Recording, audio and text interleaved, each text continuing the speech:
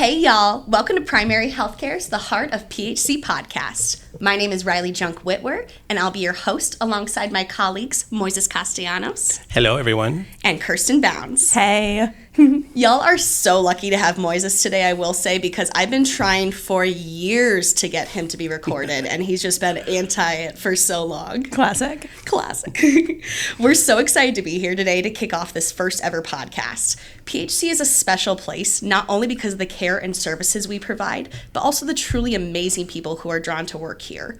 We thought, what better way to showcase the work we do than to bring in the folks who are closest to it? That is right. And as Riley said, my name's Kirsten Bounds, and I'm excited to see what combining the talents of members of our marketing team and my training and human resources experience will really bring to the show.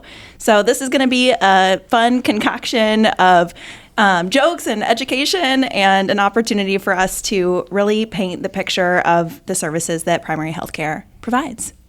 Yes, with the three of us together, you never know what'll come out. True. My name is Moises Castellanos, and I'm happy to be on this adventure with Kirsten and Riley. With each podcast, we'll bring you different guests from around the organization, and we hope that you, as a listener, come away with a better understanding of the scope and the depth of the services we provide here at PHC. We also hope you hear the passion, the knowledge, and the heart of our mission coming from our guests. Yes. So our first guest on the Heart of PHC podcast is somebody very special to us. She's been with PHC for 12 years. She received her undergraduate degree from the University of Northern Iowa and received her master's in social work from the University of Iowa. She started at PHC as a case manager on the Homeless Support Services team and then was promoted to the Homeless Support Services Director. And she served in that role for 9 years.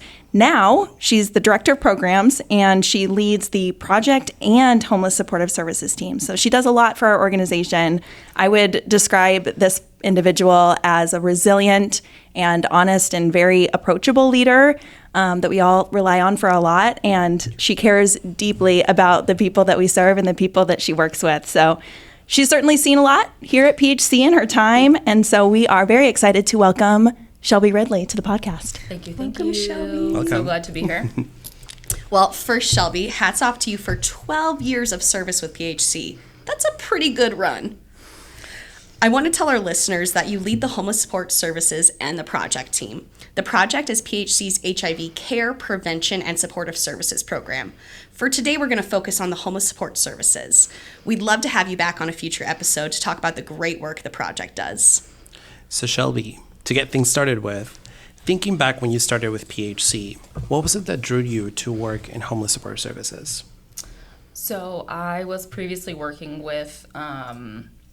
at House of Mercy, which is women who are in substance use treatment and trying to reunify with their kids, and had this really unique experience over the course of a summer to be able to do substance use evaluations at Central Iowa Shelter and Services for PHC.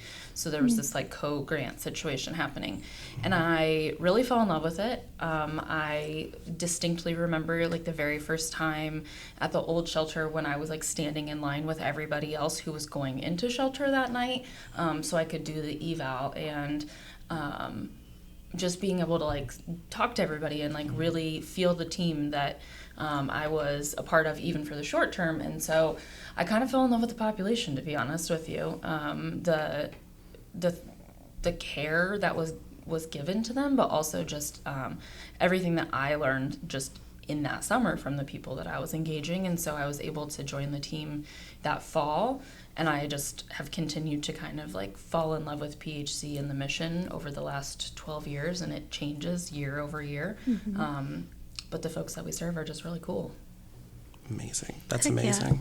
Yeah. So I would love for you, Shelby, to share just kind of coming off of that experience and then getting a job here at PHC, kind of what you've seen change and evolve, and how that experience working with the population that we serve so early on in your career has kind of continued to stay true to how you show up here.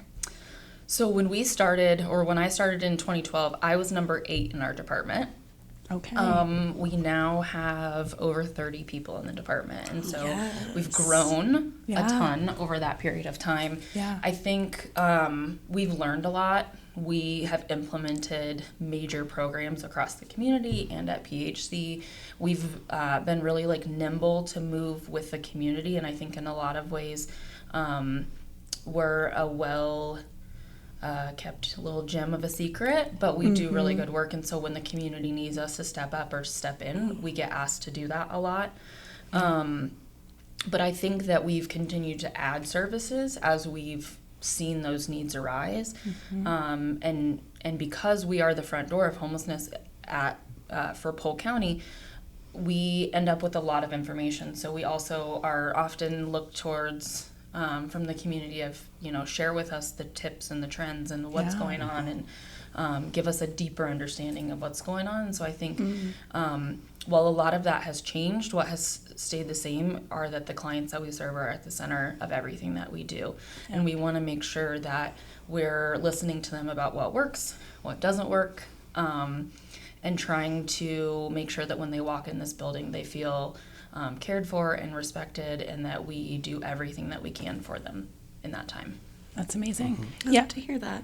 I can imagine that that feels like a really special kind of privilege that you get in your role, that you get such direct access to the people that we serve. I feel like Moises and Riley and I don't necessarily get that sort of, advantage to the work that we do. So I can imagine that you feel really connected to who you're serving, and that it feels like a really good kind of, feedback channel, I suppose, for what you're trying to accomplish.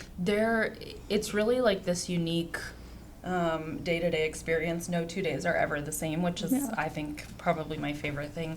And I don't get nearly as much time with clients as I used to, but I think it is a really good way of remembering why we're showing up every day and why we're fighting for folks. And people let you into their lives in some of the worst times. And that is a privilege, that they trust you with their truth in any way, shape, or form. And for a lot of folks, we are the touchstone in the community, so they may come and shower with us every day, or charge their phone, or just check in. And I think we want them to feel seen and to feel heard, and that starts with every single PHC employee who is in this building and that they engage with. And that's really, I just want to continue to do that, and to be that, and to be a voice where a lot of times they aren't going to get a seat at the table. And so if I can bring any part of their experience to the table, in rooms where it will make a difference, I want to be able to do that. Yeah. Well, we very much appreciate that you have that heart for the community, and that your staff are so dedicated to them. So. Absolutely. Shelby, can you walk us through the centralized intake process, like what it means and how it differs from the other programs that are supported by HSS? Sure. So centralized intake, think of it as the front door for homelessness in Polk County. If you are a single adult, you can go to shelter independent of that, but for anybody experiencing homelessness who is near homeless in Polk County, they can come here. They're going to meet with an intake worker one-on-one in a private setting. That intake worker is going to find out more about their situation. The goal is to find out as much as we can so we can kind of put the pieces of the puzzle together. That being said, we understand that when people walk in, they may not want to tell us everything. A lot of our clients don't trust systems. That's totally fair. And so we want people to feel comfortable, and they are the driver of the bus. You tell us what you want to share with us, and then we go from there. During that time, the goal is to really figure out what resources do you need, what can I help you get access to today, and then will you go on a waiting list for housing or for shelter? What's next? Unfortunately, this community is really under-resourced in the housing and shelter resources that we have. So that means that a lot of people do end up on waiting lists. One of the things that the team is really excellent at is we believe that clear is kind. And so we don't want you to leave with a false expectation of what happens next. We want to be really clear about what you can expect of us and what we expect of you. And that does leave people frustrated sometimes when they're like, I've been on a waiting list for a really long time. We manage those family shelter waiting lists and the youth emergency waiting list, as well as a bunch of housing program waiting lists. And so as that front door, we're managing a lot of different things and how people access resources, but they only have to tell their story one time. And that's a huge piece of it is with their permission, we have a system that other providers can see so they don't have to consistently tell their story. They show up to one place. We do walk-ins. We don't do anything scheduled. We try to be there conveniently for folks and just, have an authentic conversation. I like to say that we have really weird and wide knowledge because our goal is to understand how systems work, because if a system is frustrating for me, it's frustrating for them, and it's near impossible. So we have a lot of really niche information. The team is all across homeless support is great because everybody has such various backgrounds that they bring connections and information to the team. And then how it really differs from other programs that are supported at homeless support is all of our other programs are only taking referrals through centralized intake. There are no side doors at PHC or really in the community to be able to get through that. So centralized intake is making sure that the person who is the most vulnerable is getting access to the next resource that meets their needs. And so we are a huge supporter of that, and with all of the rest of our programs, they're only taking referrals from centralized intake. The caveat to that being street outreach. We have 4 street outreach workers, and they're out in the community, and their goal is to actually get people into centralized intake and make sure that they're connected in with the system. So, anyone can utilize street outreach, but for the rest of our programs, you can't self-select in necessarily. You have to wait until you come up on that waiting list. It sounds like you have a very person-centered and holistic approach. I really appreciate that. We try really hard. We've learned a lot over the years. We have to use some tools. We've used the VI SPDAT for a long time and are moving away from that, but we've really tried to hear from clients what works and what doesn't work, but also as we as humans and providers have learned more, trying to push ourselves forward with how do we continue to modify the questions to allow the clients to share things in a way that feels really honest for them. And so I think because we're willing to continue to learn, there's a benefit to the system in that way. So with that, Shelby, what are some common misconceptions you think people believe about unhoused people, and is there any sort of stigma around it? There's a ton of stigma around being unhoused. I think for a lot of people, there's this kind of, pull up your bootstraps and just do the things. For most of our folks, they were never given boots at birth.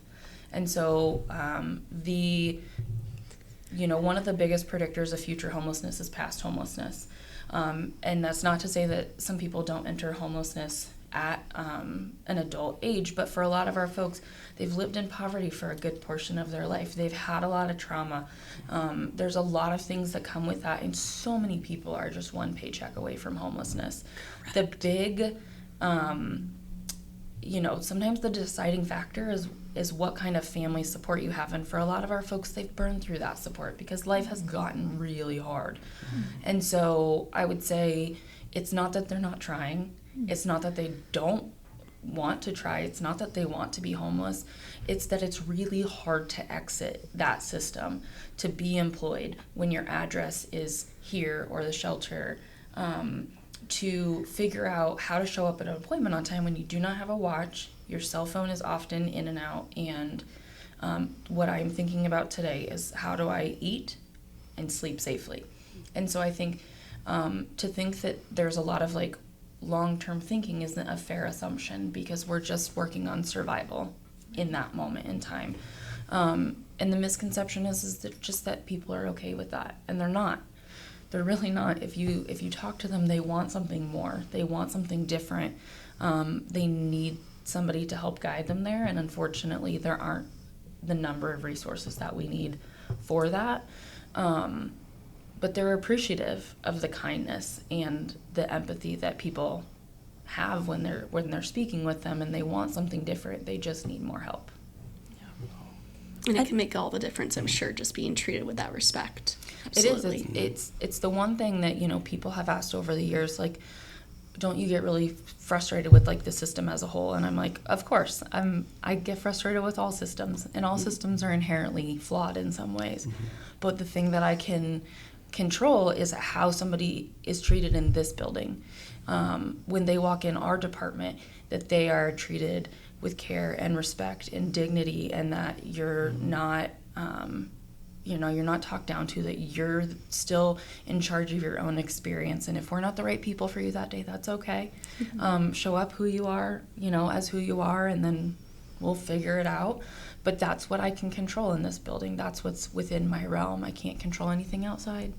But I want people to know that when they come here, they will be cared for. Yes. I'd be curious, Shelby, to that point, what role do our community partners play in the work that you all do? Because, as you've mentioned, PHC is there for our clients to the extent that we can be, and we do a lot for them, and we offer a lot of services, but it's not something that we can do alone as an organization. There's a lot of barriers that we face, and the system is hard. And so if you could talk maybe about like how the community partners are helpful in that way to the work that your team does. I think their community partners are everything. So we know that we can't do it all. We don't have the resources.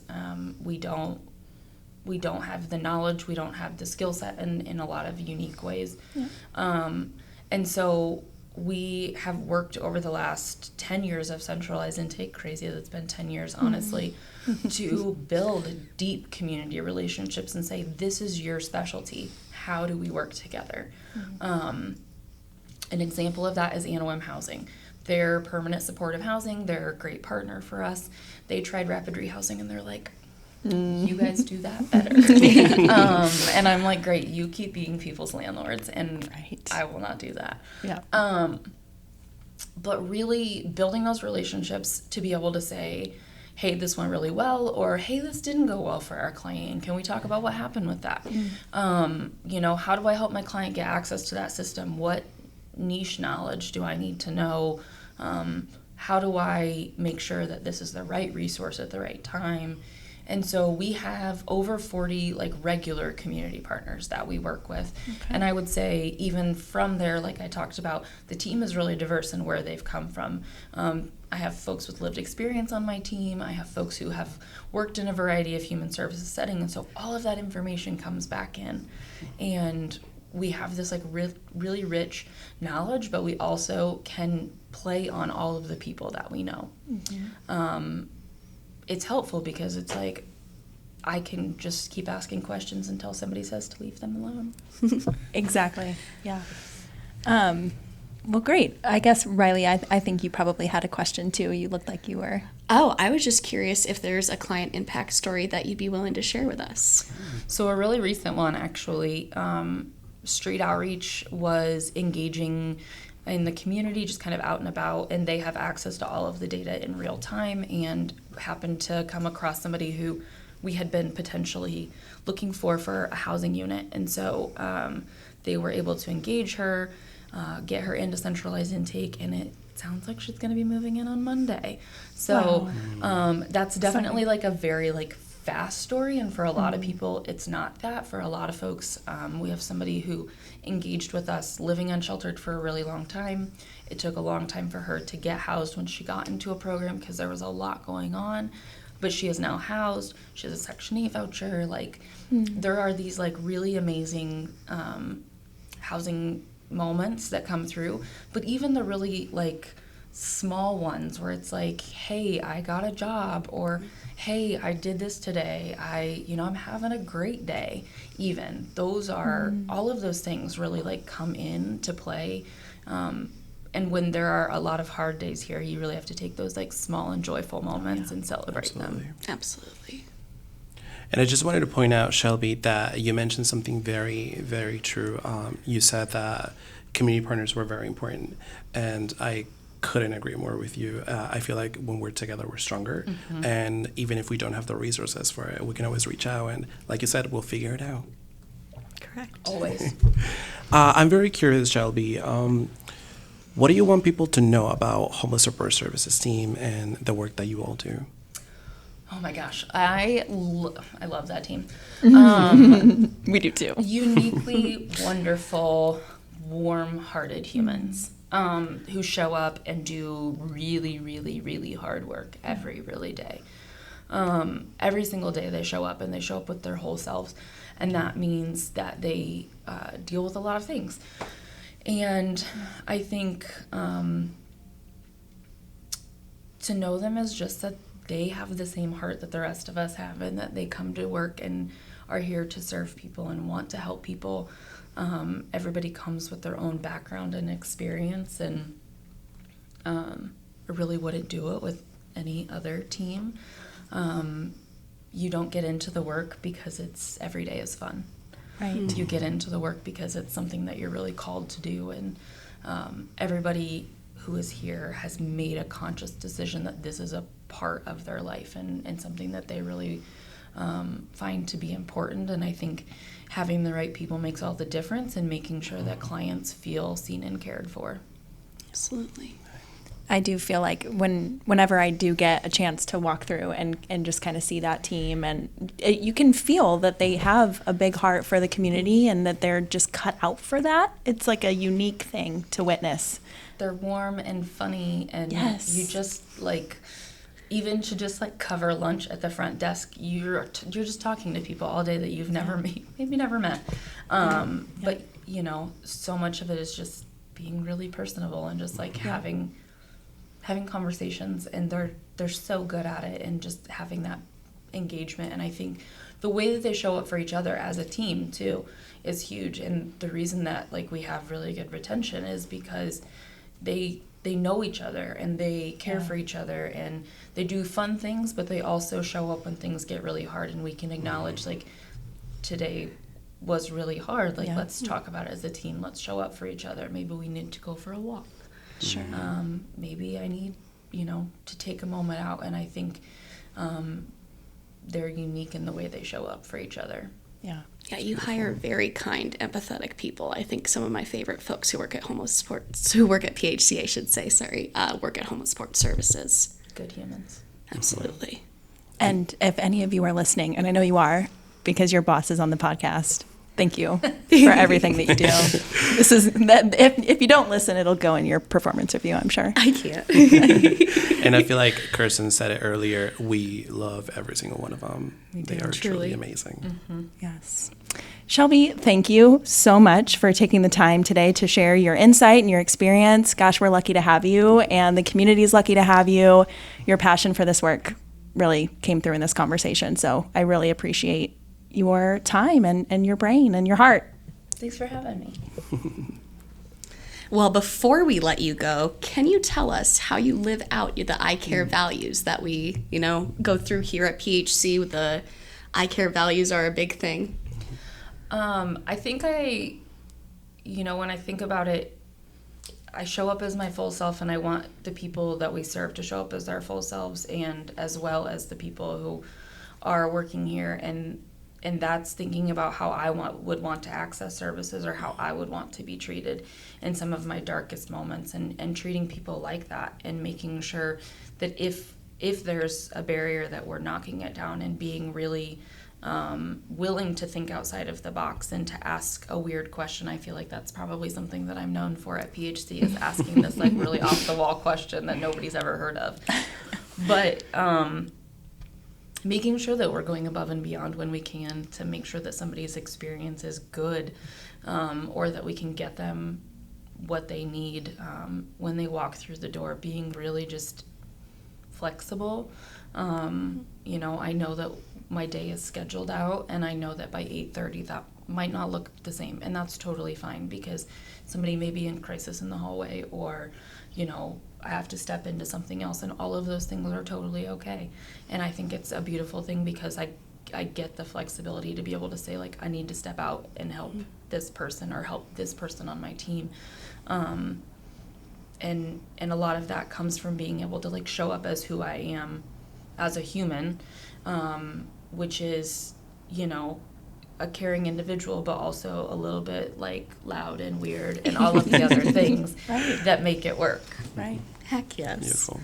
Well, I want to thank all of our listeners, all of our viewers for listening or watching our first ever Heart of PHC podcast. If you want to learn more about PHC's homeless support services, you can go to phciowa.org/homeless. And if you or someone you know is interested in working for homeless support services or anywhere else at PHC, check out our job board at phciowa.org/careers. See y'all next time.